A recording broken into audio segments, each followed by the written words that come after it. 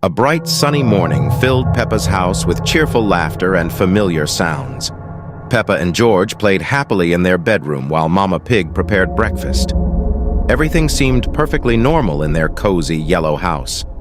A delivery truck arrived outside with a mysterious package addressed to Peppa. Inside was a small, brown, fluffy toy called Labubu, with large, pointed ears and an innocent, sweet face. Peppa immediately fell in love with the adorable creature. That first night, Peppa placed Labubu on her bedside table before sleeping.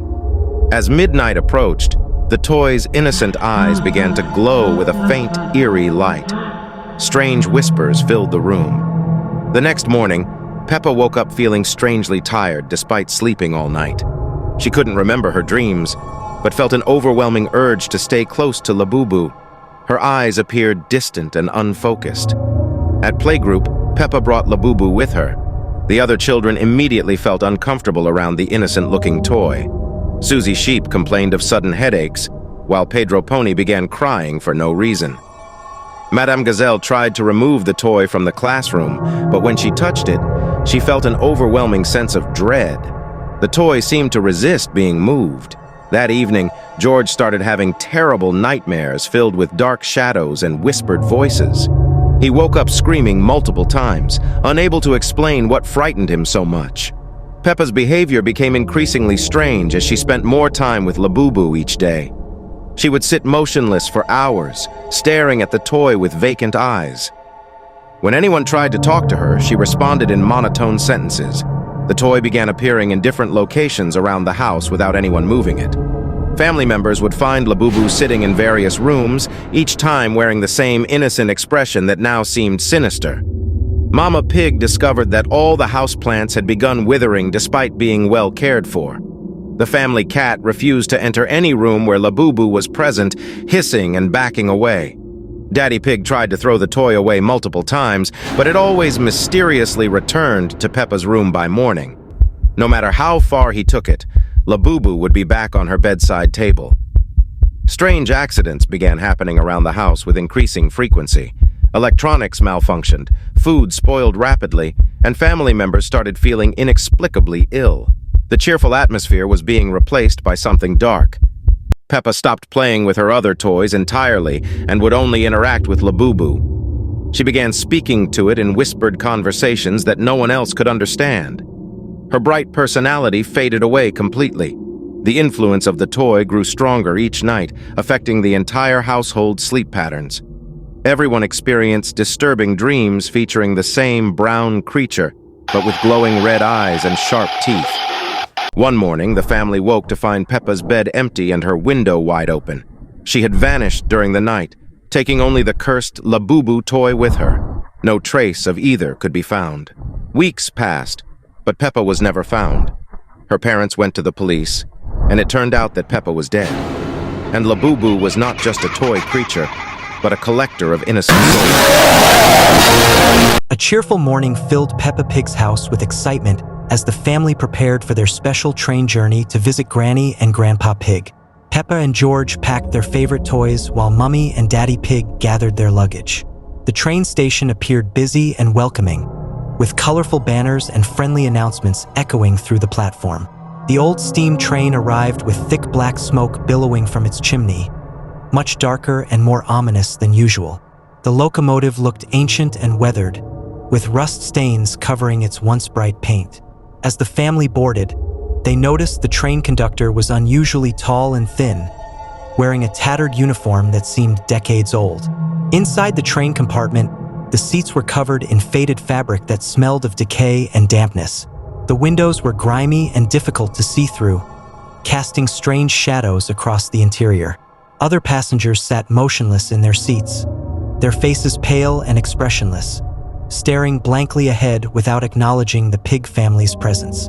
As the train began to move, Peppa noticed the conductor's reflection in the window showed something terrifying. His face was skeletal with glowing red eyes. When she turned to look directly at him, he appeared normal again, but his smile was too wide and his teeth unnaturally sharp. The train's whistle sounded like a tortured scream echoing through the countryside. The landscape outside began to change dramatically as they traveled deeper into unknown territory.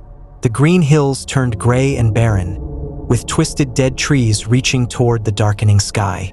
Strange fog rolled across the ground, and in the distance, Peppa could see abandoned buildings and rusted machinery scattered across the desolate terrain. The conductor announced their next stop in a voice that seemed to come from the depths of hell itself. His words echoed unnaturally through the train cars, and when he spoke, the other passengers turned their heads in perfect unison to stare at the pig family. Their eyes had become completely black, and their mouths hung open in silent screams. Daddy Pig tried to pull the emergency brake, but the handle came off in his hands, revealing that it was never connected to anything. The train began to accelerate rapidly, swaying dangerously on the tracks as it plunged deeper into the nightmare landscape. The conductor's laughter filled the air, a sound like grinding metal and breaking bones. The train cars began to transform around them, with the walls becoming organic and pulsing like living tissue. Strange tentacles emerged from the ceiling and floor, reaching toward the terrified family. The other passengers revealed their true forms, hollow shells of former travelers who had been consumed by the monster train's eternal hunger. Peppa realized they were trapped aboard a ghost train that collected souls for its demonic conductor. Through the windows, she could see countless other trains in the distance, all carrying their own cargo of trapped souls through the endless wasteland. The conductor appeared in their compartment, his human disguise completely gone, revealing a nightmarish entity with multiple arms and a face that shifted between different victims he had claimed. He explained that they would join his eternal collection, traveling forever through the realm of the damned, never to see their loved ones again. As the train plunged into a tunnel that seemed to lead straight into the Earth's core, the pig family huddled together, knowing their cheerful journey had become a one-way trip to hell. The monster's laughter echoed through the darkness as the train disappeared into the abyss, carrying its newest victims to their eternal doom. A bright morning filled Peppa's house with cheerful sunlight. Peppa complained about a toothache that bothered her all night. Mummy Pig examined her mouth and noticed a small cavity. Daddy Pig suggested visiting the new dentist, Dr. Fong. The family drove to the dental clinic in an old Victorian building. The building looked imposing with dark windows and weathered stone. A rusty sign read, Dr. Fong Dental Services. The parking lot was strangely empty. Inside the waiting room, outdated magazines lay scattered on dusty tables. The fluorescent lights flickered intermittently. The pale receptionist with hollow eyes barely looked up. She handed them forms with trembling hands. Dr. Fong emerged from his office, appearing normal with his white coat. He was tall and thin with pale skin and dark circles. His smile seemed forced, revealing slightly sharp teeth. His handshake was ice cold and unnaturally strong. Peppa followed Dr. Fong into the dimly lit treatment room. The dental chair looked ancient with leather straps hanging from its sides. Medical instruments gleamed menacingly on the tray. The room smelled of antiseptic mixed with something rotten. As Peppa settled into the chair, Dr. Fong's demeanor began changing. His movements became predatory, and his eyes glowed yellow. He adjusted the overhead lamp, casting eerie shadows. A low growling sound came from his throat. Dr. Fong picked up an oversized drill that whirred ominously. Sparks flew from its tip. His hands became visibly clawed. Peppa noticed his reflection in the mirror showed something monstrous. The transformation accelerated as Dr. Fong's true nature revealed itself. His face elongated into a snout with razor-sharp fangs. His eyes became yellow with vertical pupils. His white coat tore, revealing gray, scaly skin. Peppa screamed as leather straps fastened around her wrists. Daddy Pig burst through the door and grabbed a heavy dental lamp. He swung it at the creature, causing it to stumble. Mummy Pig and George rushed in to help free Peppa from the chair. The family ran from the building with monster roars echoing behind them. They drove home in shocked silence. When police arrived at the clinic later, they found it completely abandoned. From that day forward, Peppa learned to research dentists carefully. The family found a kind, normal dentist who fixed her tooth safely. The experience taught them to trust their instincts when something feels wrong. A bright morning filled Peppa's house with cheerful sunlight. The family enjoyed breakfast when the doorbell rang unexpectedly. A mysterious delivery man stood at the door, holding a large ornate box wrapped in dark purple paper. His face was hidden beneath a wide-brimmed hat, and he disappeared without a word. The family gathered around the mysterious package in the living room. The box felt unusually cold to the touch, with strange symbols etched into its wooden surface. When Peppa shook it gently, something inside rattled with an eerie, hollow sound that made everyone uncomfortable. Peppa carefully unwrapped the dark purple paper, revealing an antique wooden box with intricate carvings. Inside, nestled in black velvet, lay a beautiful porcelain doll with long flowing hair and an elaborate Victorian dress. The doll's emerald green eyes seemed almost too perfect, and its painted smile was unsettling. That afternoon, Peppa played with the doll in her bedroom, naming it Victoria. She brushed its silky hair and had tea parties with her other toys. But as hours passed, Peppa noticed Victoria's eyes seemed to follow her movements around the room, and occasionally she could swear she saw the doll blink. As evening approached, Peppa insisted on bringing Victoria to dinner. During the meal, an uncomfortable silence filled the dining room. Mummy Pig noticed the temperature had dropped significantly, and their breath became visible in the suddenly cold air. Victoria sat propped in her chair, watching every family member with unsettling intensity. That night, Peppa placed Victoria on her bedside table before sleep. As darkness fell, strange things began happening throughout the house. Lights flickered on and off, doors creaked open by themselves, and cold drafts swept through rooms despite closed windows. The next morning, the family woke to find their house in complete disarray. Furniture had been moved, pictures hung crooked on walls, and frost covered the windows. Peppa played happily with Victoria as if nothing happened, but George refused to enter the same room as the doll. Grandpa Pig arrived for his weekly visit and immediately sensed something wrong. His experience taught him to recognize supernatural disturbances, and he knew the doll was the source of trouble.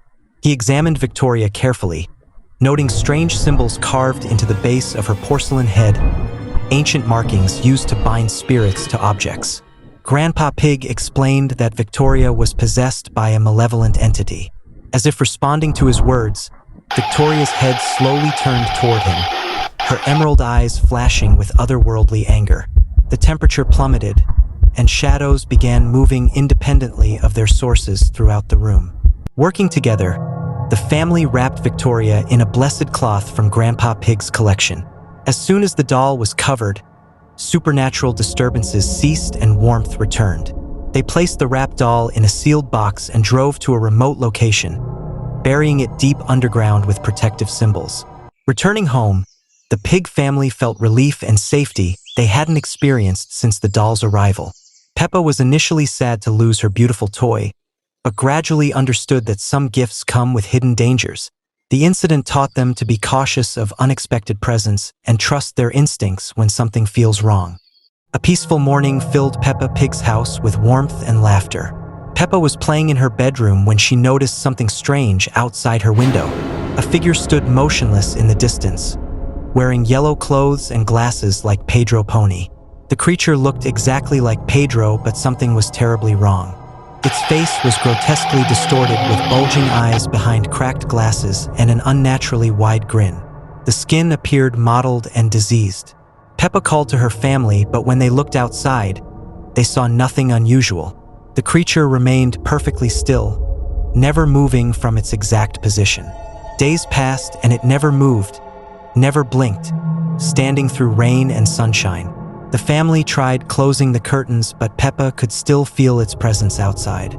Pedro Pony visited but looked completely normal, making the creature outside even more disturbing, like a corrupted reflection. One night, Peppa woke to find the creature had moved slightly closer. Each night, it moved imperceptibly nearer, maintaining its rigid pose and horrible smile.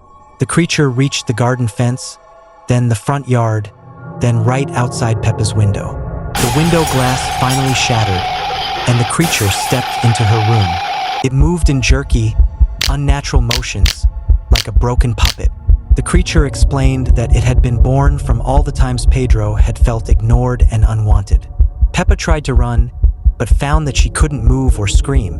One by one, Her family members froze into statues, their eyes empty and unblinking. The creature had turned them all into watchers. The house became a gallery of frozen figures, silently staring out the windows with hollow eyes. And now, when children look out their own windows, they might see familiar faces standing motionless in the distance, waiting to turn new souls into statues. A cold December morning settled over Peppa Pig's house, but something felt terribly wrong.